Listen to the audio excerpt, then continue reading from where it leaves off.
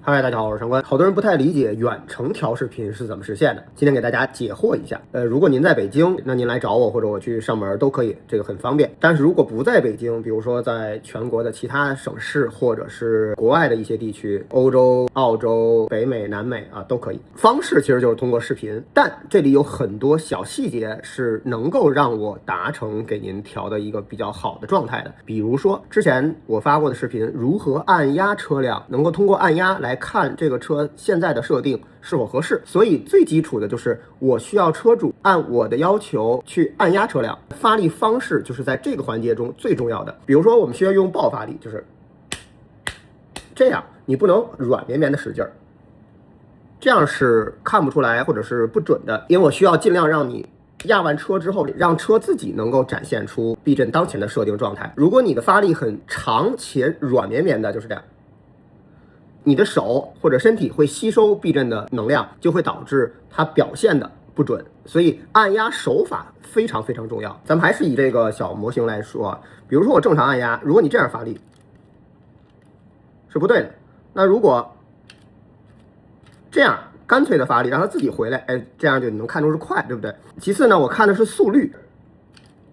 你发力尽量大力的前提下，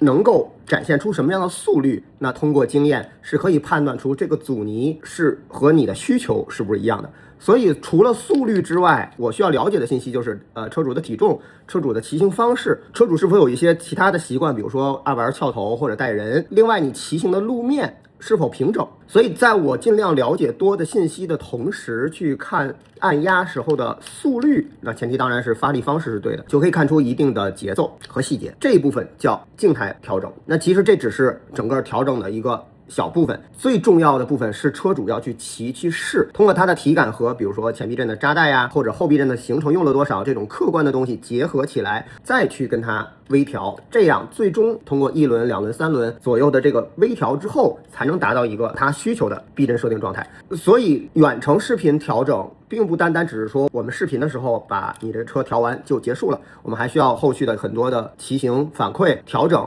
再骑再反馈再调整，这才是一个完整的状态。那么视频的时候，我通过按压的方式、速率的客观的反馈去设定的数值，就是我初级视频课里给大家展示的基础知识。车主骑行完之后的反馈，比如说轮胎的磨损以及体感的层面上的东西，就是我未来会给大家更新的调避震的中级课以及高级课的部分。所以下次大家再看到说可以远程调视频，就不要那么惊讶了，好吧？好，如果有需求欢迎联系。